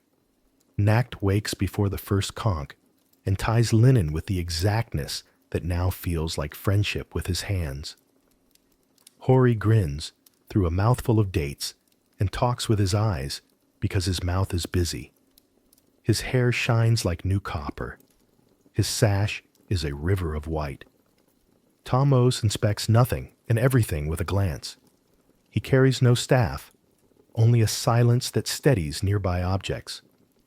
The temple feels full, but not crowded. Squads assigned, weights checked, knots rehearsed, spare cords coiled with the laziness of snakes that are not truly lazy. The bark of Amun-Ra waits on its wheeled carriage, a ship too dignified for wheels, its cabin of gold leaf and cedar closed like a thought inside a thought. In smaller shrines, Mut and Khonsu are being ready too, Mother and Moon, companions who will join the walk when the timing fits. From the roof of the first pylon, Nacht sees what the morning intends. People pour into the wide court in tidy currents. Farmers, whose hands are cracked by good work. Craftsmen, with the pleasant stiffness of men who have kept a promise to wood and metal. Women carrying babies, whose heads smell like milk and sleep. Soldiers standing at ease with the small, attentive pride of those who know where the edges of danger live today and how far away those edges are. Officials in linen dense as scrolls try to look as if they are the reason this exists and fail kindly. Somewhere a blind singer warms his throat with a sound so pure it becomes a place to sit. A timekeeper raises his palm. The first drum answers. A conch pours a single ribbon of tone across the court. The bark shifts under many shoulders and becomes air. Bearers, Men chosen for their calm more than their strength find the beat with their feet. Poles creak, ropes murmur, the city inhales, the wheels roll. They pass between pylons shaped like the hieroglyph or horizon, two mountains with a sun rising, so that every procession is an idea made of stone. Nacht walks on the bark's left, with a long pole to steady the load if a wheel stutters. Hori mirrors him on the right, eyes bright with concentration, mouth set in a brave line that accidentally looks comic and therefore holy. The first sistrums glitter. The air smells of resin and warmed gold. When the bark glides into the hypostyle hall, light lies in swatches across stone like cloth thrown to mark a path. Columns rise like a forest that remembers the sea. Papyrus carved in trunks and flutes and capitals that flower where no water ever climbs. The bark sails under them like a thought crossing an old, deep mind. Outside again, the avenue opens. The city has arranged itself with useful cunning. Shade for the old, stones for children to see over, water jars every 10 doorways. Sellers lean into work. Beer, figs, goose fat on little rounds of bread, a handful of dates for a smile. The army moves as a gentle fence, keeping excitement from becoming a crush. A child points at the bark and whispers, "Amun," as if naming a friend who once lifted him to see over a crowd. An old man puts 2 fingers to his lips and touches the air. He doesn't have a gift to give, so he gives attention. Under the canopy, the god is invisible to all but a few, yet presence has a weight you can feel with the skin. It hums, not sound exactly, but alignment. Feet landing on syllables of music, hands tightening chords at the same instant because timing has become a language everyone speaks today. Priests chant in a tone as pale and strong as milk poured from a new jar. Words step in the old order, sanded by centuries until they are smooth enough to pass from mouth to mouth without tearing anything. Nacht knows the lines, and yet they lift new corners inside him. Praises of rising, of hiddenness made manifest, of a heart taught again to find the east. At the quay, a small miracle of engineering and courtesy is arranged. The wheeled carriage kneels to the water. Poles slide into cradles. The barge, a boat that looks more like a sentence than an object, kisses the Nile's lip. Men with hands like ropes secure the transition.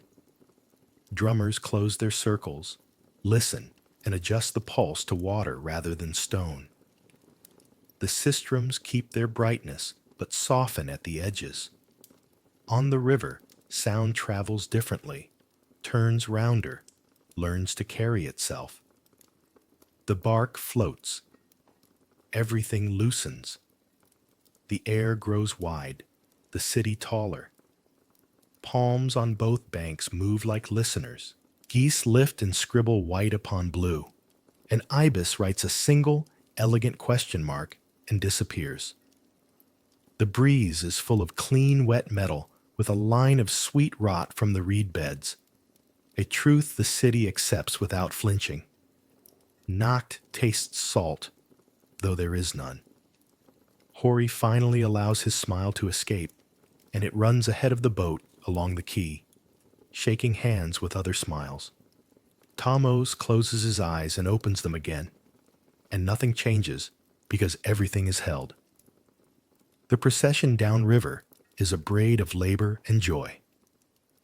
On the east bank, workers' rhythm rocks a ferry forward by rope. On the west bank, a woman shows a toddler how to clap when the cymbals answer. At a narrow bend, where current thinks it can boss the hull, Set's weather sends a small challenge. Chop and a push. But the oars accept the argument and win without insult. A squad of soldiers on the bank match the oars beat with their feet because agreement is contagious. The gilded cabin's doors remain closed, and yet the god looks out through things, through patience, timing, care. They arrive at Luxor in a peal of bronze light. The temple there waits like a hand designed exactly to receive the other hand. Colonnades curve like shoulders. Reliefs of kings offering Ma'at shine where fingers have learned them in the dark. Here the rites will renew the king's Ka, his vital spirit, by sewing it back to the god's endlessness. The vocabulary is grand, but the gestures are small enough for a soul. A bowl raised and lowered with a wrist that never trembles. A knot tied so the line holds but will later consent to be untied. A cup of beer that takes the edge off hunger rather than causing a song to go off pitch. Within, the air is cooler. The bark rests on its blocks. Lamps lean their gentle gold across reliefs that still smell faintly, to a certain nose at a certain hour, of the mineral dust of their carving. The king arrives with steps that have learned not to rush. He is not a giant. He is a man wearing a contract.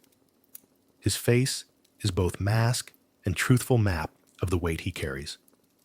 Priests intone invocations that make him more than a man for a moment, and then, kindly, hand him back to himself. The old story is retold, how the god chose to dwell in a nation, how the nation chose to be worthy, how the two meet again and agree to continue. Climax arrives without thunder. It comes as understanding, placed carefully where it will not spill. It is Nacht's turn to hold the mirror. He steps into the angle where the door's seam leaks the first slice of afternoon. He catches light in the shallow bronze like water and offers it across the air. The beam lands on the god's invisible face. It seems, for the span of a breath, to widen the room. There is no voice. There is placement, a rightness that carries him like the river carried the hull. In that balance, his mother appears, not with cheeks and scarf, not with cough and fever, but as the arrangement of care that was her, how she measured barley by touch, how she spread a cloth so a corner wouldn't drag in dust, how she laughed like a door swung open to cool air. He understands, not the calendar of the afterlife or the addresses of its doors, but something cleaner. That to live inside Ma'at is to take a shape that outlives breath. Not fame, not a statue, not a story told loudly. A shape, the habit of aligning with what makes mornings possible. If the heart learns that habit, death cannot unmake it. The scale will not find weight in a life spent in attention. The feather will not need to forgive. His mother's shape persists in the way his hands bind linen. In the modest rightness of a knot, he will teach another boy to tie. The rituals move like constellations. Osiris is invoked, not as a green man on a throne, but as the logic that makes endings bearable and beginnings again. Isis is praised, not as a story of perfect magic, but as the permission to repair what envy scatters. Horus glances through the king's eye. Set is given his portion and nothing more. Hathor threads a line of delight through the sternness so the day doesn't break under its own duty. Thoth notes the hour without fuss. The city outside heats and cools in cycles you can chart with the backs of your fingers. At dusk, the procession turns upstream. Now the current is a conversation that favors humility. The oars do more work. Drummers tune to a pace that respects lungs. People along the banks have settled to a listening posture. Shoulders down, hands relaxed, the thick sympathy that comes when a shared task nears the point where everyone can say, "We did this." Torches begin to bud. Their smoke writes questions the night does not rush to answer. On the return, the sound changes. The festival's bright edge softens to a long, warm note. A boy falls asleep against his father's knee. A crewman hides a yawn behind a grin. Two old friends who argued in the morning put their foreheads together and sigh at nothing in particular. The bark glides as if it has made a private treaty with the river. Even the crocodiles, if any are watching, seem to blink more slowly. Back at Karnak, the wheels receive their charge with a modest groan. The poles lift and settle. The god returns to the room where darkness is not absence, but privacy. Voices drop. Offerings are arranged, not as trophies, but as continuation. Bread, to keep gratitude fed. Beer, to keep the mouth kind. Meat to anchor the feast, to bodies that must still carry wood and water tomorrow. The final chant draws a thread from the day to the next day and ties it with a loop that a practiced hand can undo at dawn. In the quiet that follows, Nacht finds Tammuz by the sacred lake. Frogs have resumed their embroidery. The water is a pane of smoked glass.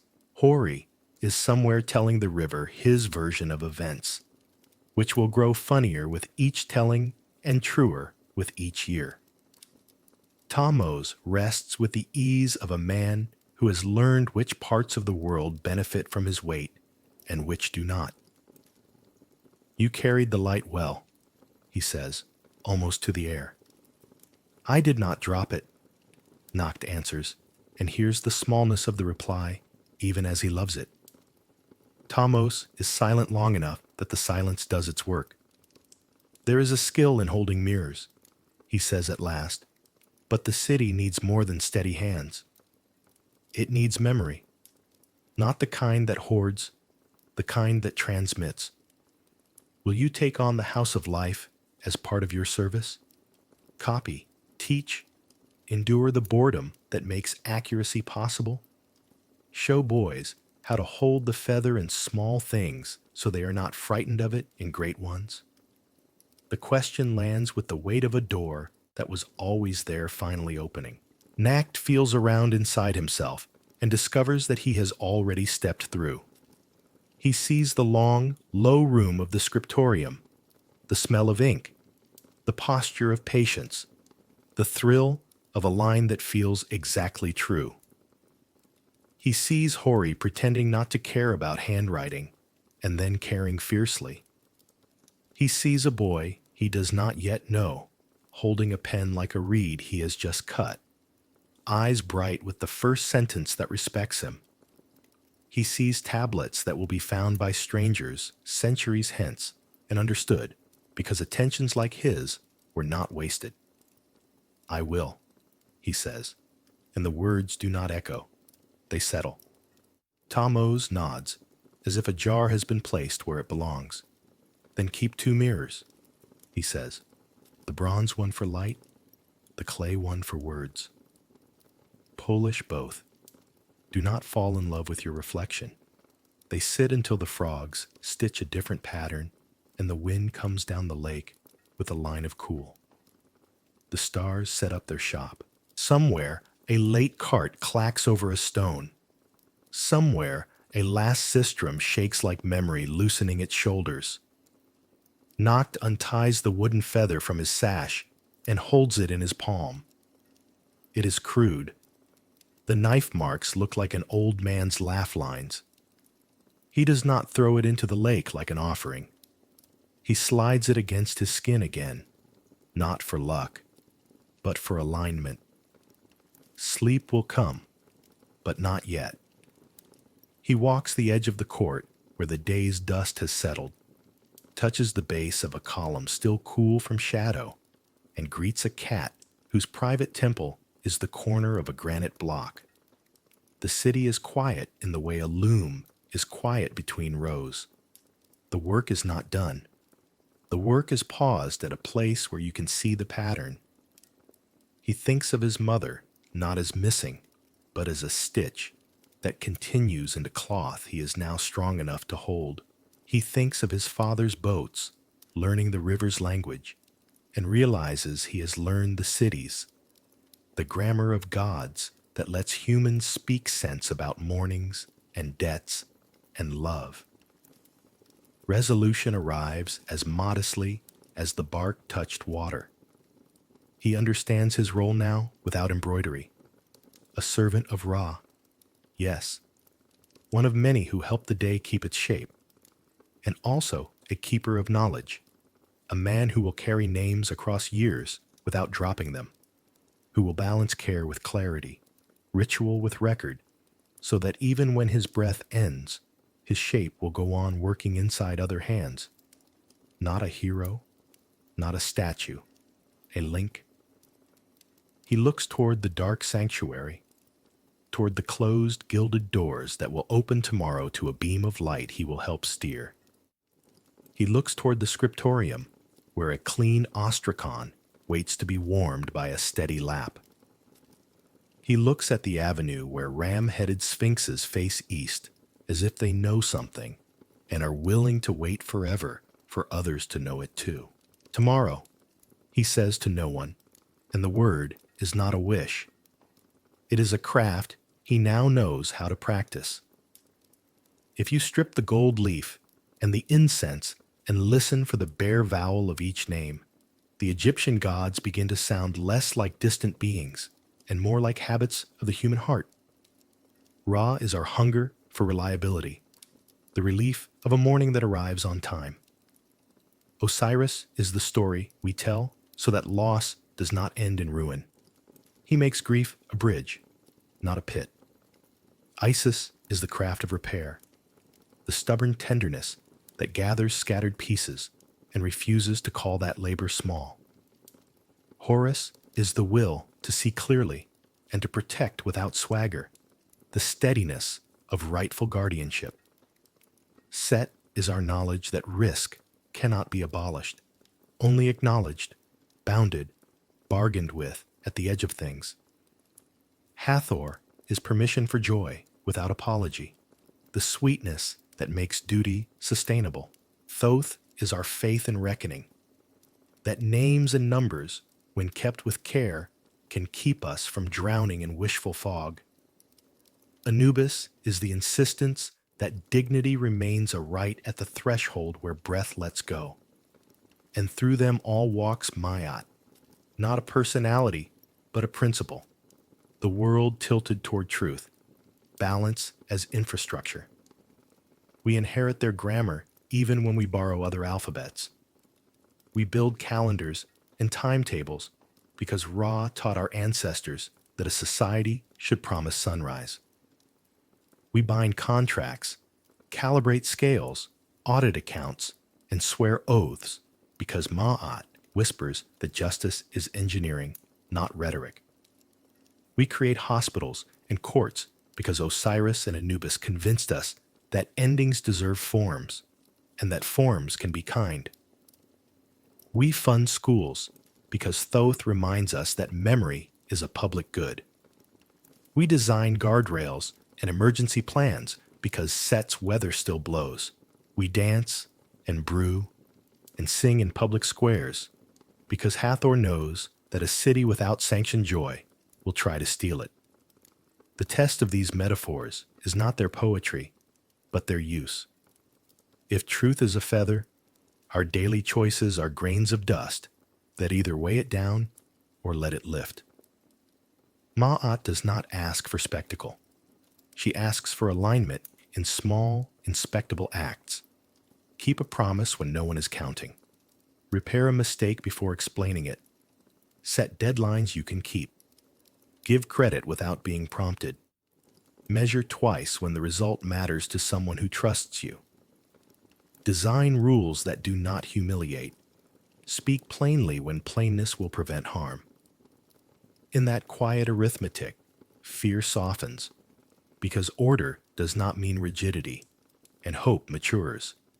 Because balance is not a mood, it is a practice. We live fast, but the feather has no clock. It rests in boardrooms and kitchens, in code reviews and custody hearings, in budgets and syllabi, and the way we place a hand on a shoulder that needs steadying. Whenever we weigh advantage against decency and let decency keep its share. Whenever we let evidence correct pride. Whenever we build a system that treats the weakest not as a rounding error, but as a design constraint. We are servants of Ma'at, whether or not we carve her name. The old reliefs show kings offering a tiny figure of Ma'at to the gods. Our version is humbler, a well-tuned scale at a market, a report that admits uncertainty, a policy that balances safety with freedom, a quiet apology that repairs trust before it calcifies into distance. Civilization, at any speed, is the art of keeping the balance visible. And when we do, the ancient promise breathes again. In a world aligned to truth, even death does not erase a person. It only hands their shape to those who continue the work. Each morning begins with the simplest miracle. A line of light unfastens the dark. It is the same act that brushed the faces of the pyramids when the plaster was still white and the paint still smelled faintly of egg. The same act that slips today along glass towers, across porch rails, through kitchen blinds, waking dust motes into their brief private dance. Stone holds yesterday's warmth a moment and releases it. Office windows pale. A subway rail picks up a shy gleam. Nothing in that choreography is nostalgic. The sun does not remember, it returns. What remembers is us. Across millennia, people have met that return with tools of steadiness. A plumb line, a calendar, a rule of law, a promise kept while no one is watching. The Egyptians named this habit Ma'at and carved it as a feather. Light, exact, not to be forced. We name it fairness, due process, quality control, good faith. Different alphabets, same hunger. That life should be more than appetite. That power should answer to a scale. That days should line up so children can grow without flinching. Dawn teaches the lesson without speaking. It arrives by measure, angle by angle, shade by shade, until roofs, roads, faces regain their contours.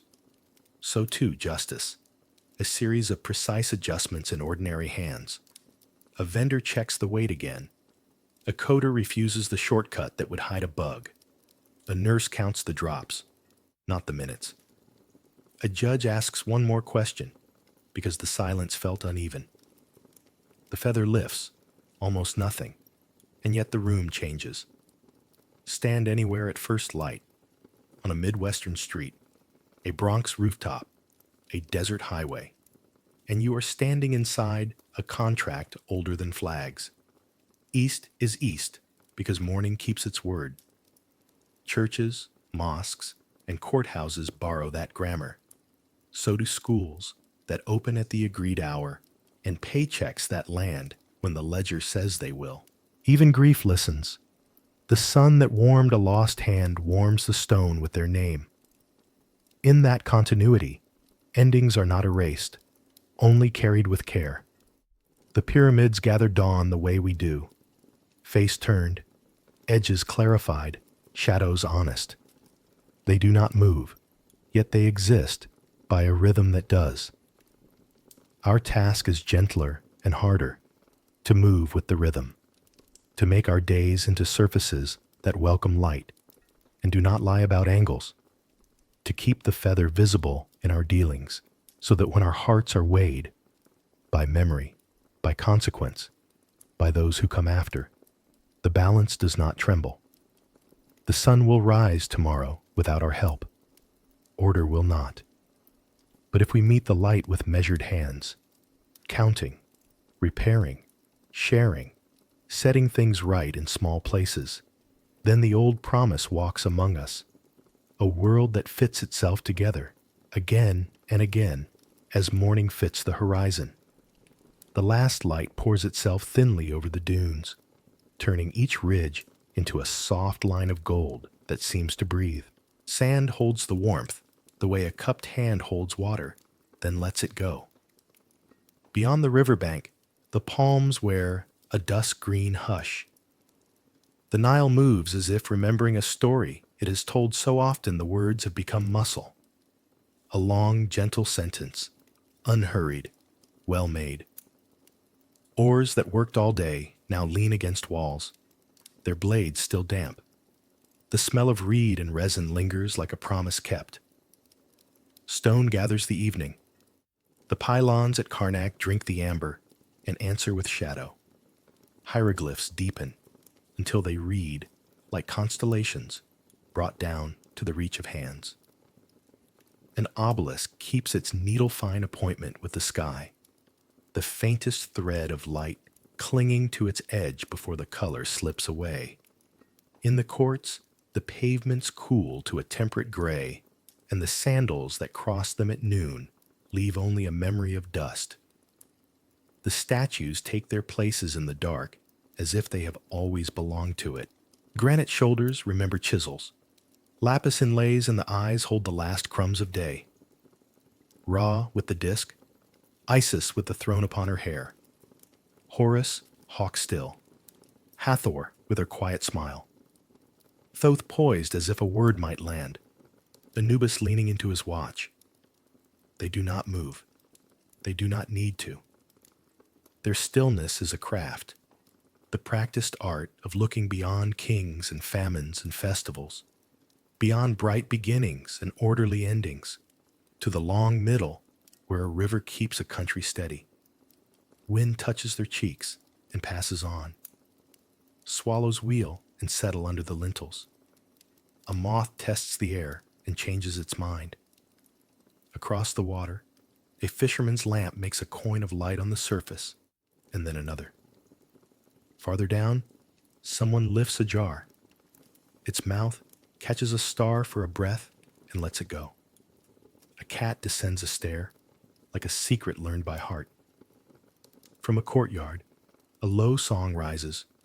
No words, just the kind of tune that knows how to walk a day to its door and leave it there, tidy. Incense unwinds from a brazier.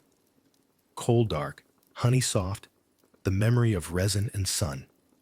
It threads the air between columns, finds the roof beams, thins to nothing, returns.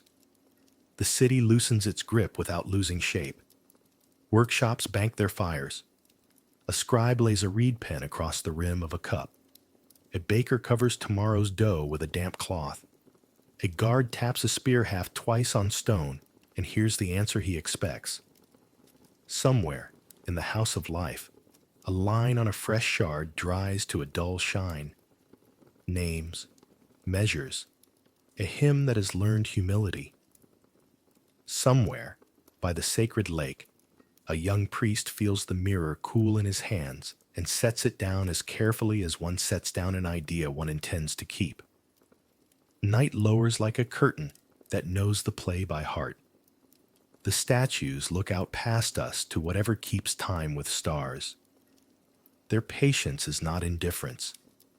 It is the patience of things aligned, base to plinth, plinth to column, column to sky.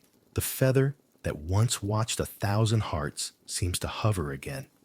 Nowhere you can point, everywhere you can feel. Light enough to lift on a breath, exact enough to refuse a lie. It weighs the river's glint against the dark, the day's heat against the cool, the bright against the quiet, and finds them willing to share a scale. Gold slips to silver, silver to blue, blue to the soft black that carries the world. The Nile goes on speaking in its single, gentle voice. Sand settles. Palm fronds draw small arcs against the sky, patient with stars. The statues, stone deep, keep their watch without strain, as if eternity were not distant but simply vast, and as close as the sound of water against a boat. And in that measured silence, with the light gone to ground and the river holding its course, the city stands exactly where it should, between desert and flood, between yesterday and tomorrow, quiet, balanced, enduring. The story narrows to its simplest shapes. A disk of light lifting from the eastern edge, a feather resting without effort, an eye that watches without blinking. Ra, Ma'at, the Eye of Horus. We have walked their avenues and their rooms, watched their festivals, tasted their bread, and learned the small crafts that keep a city faithful to mourning. Now the rhythm slows, not because the tale is empty, but because it is full enough to be quiet. See the sun of Ra one last time as it skims the obelisk and turns its tip to a spark. It is no louder than it was on the first day anyone noticed it. No kinder, no crueler, only exact. It does not argue. It arrives. In that arrival is the promise that order can be practiced without cruelty and admired without worshiping power. We inherit that practice whenever a day starts on time. A bridge holds, a promise lands where it was aimed. The light moves. Our hands learn to meet it. Hold again the scales of Ma'at. The pans hang, level and patient. On one side, all the clever reasons to tilt. On the other, the simple weight of what is fair. The beam does not care for eloquence. It respects weight. We have watched judges, bakers, scribes, and priests let their fingers hover and then pull away, trusting gravity to settle what pride would disturb. We can do the same. Measure twice, speak true, repair before defending. Balance is not a mood. It is a habit you build into the hinge of your day. Lift your eyes to the Eye of Horus, that wakeful emblem painted on boats and bins, carved into door bolts and amulets. It does not glare. It attends. Guardianship, at its best, looks like that. Not suspicion, but care that sees clearly, and therefore does not flinch or boast. In the streets of Thebes, a painted eye warned rats and reminded men that someone, if only their better selves, was watching. In our streets, cameras and codes have replaced paint on wood, but the ethic remains. Watch so that others may rest. See so that others may be seen. The rhythm lets out a breath. The hypostyle hall holds its dark like a bowl. The Nile makes its long, level sentence. Sand cools. The names we have spoken all night: Ra, Osiris, Isis, Horus, Set, Hathor, Thoth, Ma'at, Anubis, step back to the edges where they belong, each keeping a corner of the world in order, as ideas do when they have finished instructing a particular hour. No trumpet escorts them. Their endurance is not a spectacle. It is a tone the world can take when it is behaving. Our young priest has set down his mirror and lifted a pen. He will copy hymns, annotate ledgers, teach a boy with nervous hands how to steady a reed until the line is clean. He will keep two mirrors bright, bronze for light, clay for memory, and when his breath is finished, others will keep them. This is how a civilization travels, not only by kings and stones, but by small accuracies passed from hand to hand until the work seems natural, so we part gently from that long shore, Ong. The sun that gilded pyramid faces warms apartment bricks and office glass. The feather that measured hearts rides in our words for fairness and our instincts for design. The eye that watched a river's cargo lives on in dashboards and doorways and the better half of our attention. The grammar survives because we still need it. Mourning, balance, vigilance, the minimum kit for being human together. Let the pace fall to walking. Let the sentence come to its period. The statues will continue their patient watch. The river will say its one calm thing. We have taken what we need: a steadier respect for cycles, a kinder respect for truth, a braver respect for seeing. The rest belongs to the night and to those who will greet the next dawn. And so, with thanks for their measured gifts and without the ache of farewell, we can say what is both accurate and kind. The gods of Egypt no longer rule the world, but they still live in our imaginations.